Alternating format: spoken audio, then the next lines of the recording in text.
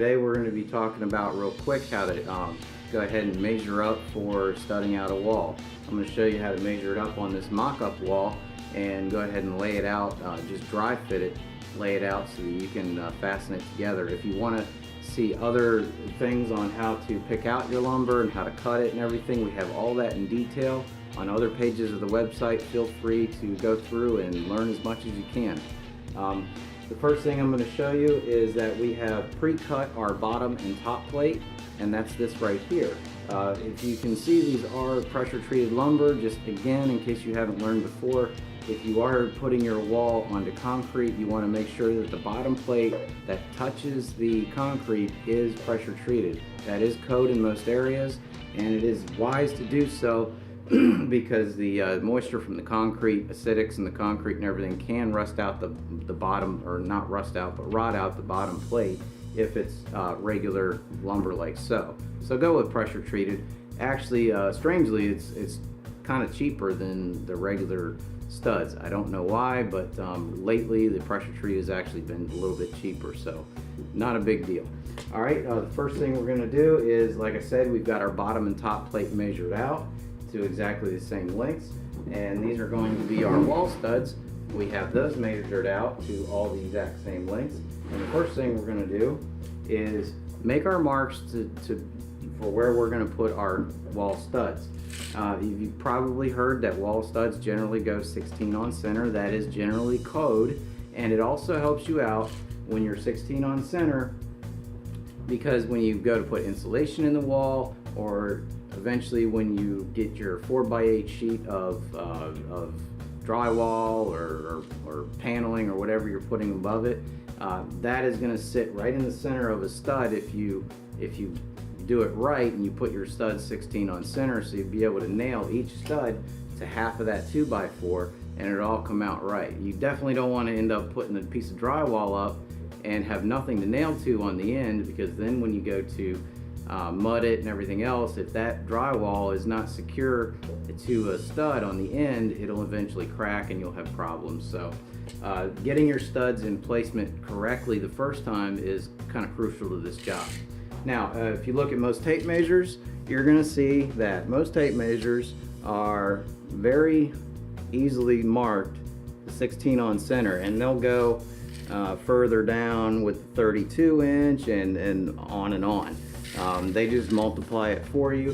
So all you have to do, and I should remark here that studs are, everybody calls them 2x4s, and that's the common name for it, but the actual measurement of a stud is 3.5 inches.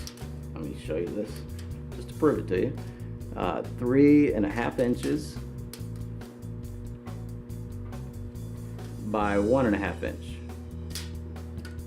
It's hard to get it in there, but 1.5 inch. That is because after milling and things, that's what they wind up being.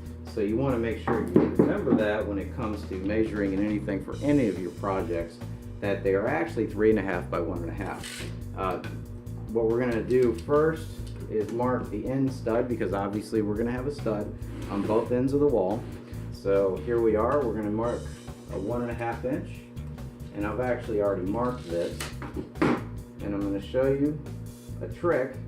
You notice that I have both my top and bottom plates together and flush on the end. First thing I'm going to do is take my speed square. I highly recommend you pick one up, a couple of bucks, and then all I'm going to do is place my speed square on the line, making sure I'm flush both top and bottom plate, make a mark straight across, and now I have a mark to where my stud is going to go right there. Okay, and now we're going to go put our 16 center mark on. I'm going to just measure out, and you can see I've already marked this. When marking, by the way,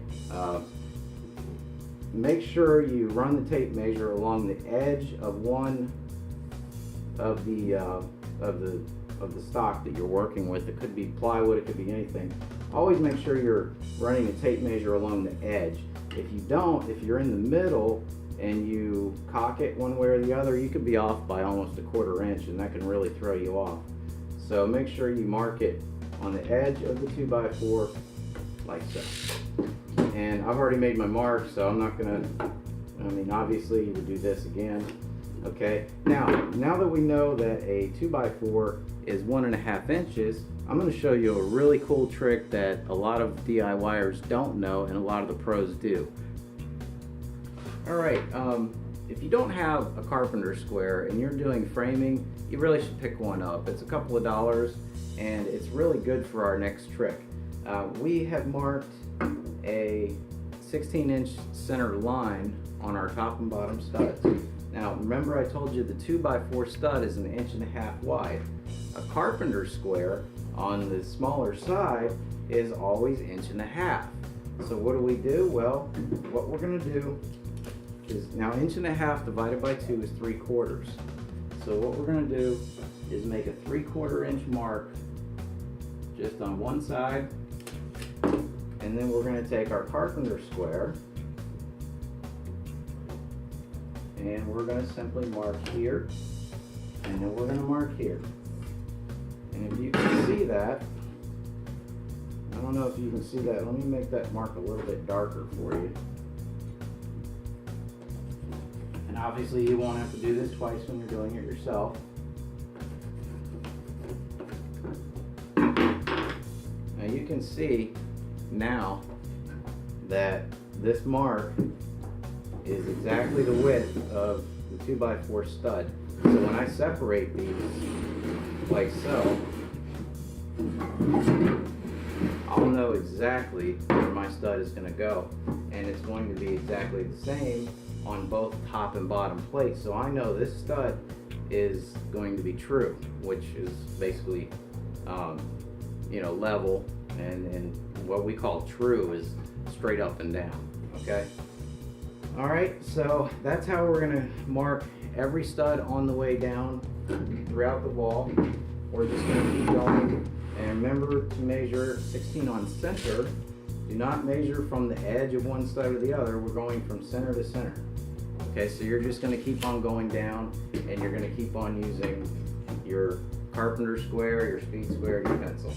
Now, when you're all done, final tip, go ahead and lay out all your studs, dry fit them. Don't start nailing the end and then take your other studs and find out that you made a mistake in something. Go ahead and dry fit them. Make sure it works for you. Make sure everything's square. Take your speed square, go like this. You can make sure that it's square and it's what you want to be. Okay? And then all you got to do is simply nail it together. When you do nail, final tip is, when you nail it, place one nail here, place one nail here. 2 nails, that's all you need. You don't have to overkill it. Some people use screws, that's fine if you want to use screws. You don't have to overkill, just 1 and 2 nails. Don't get too close to the edge or you'll split it out.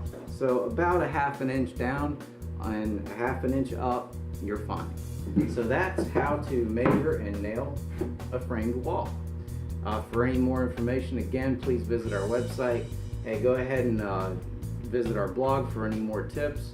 Visit the website for any more tips. I hope you found this helpful, and we'll talk to you later. Bye-bye.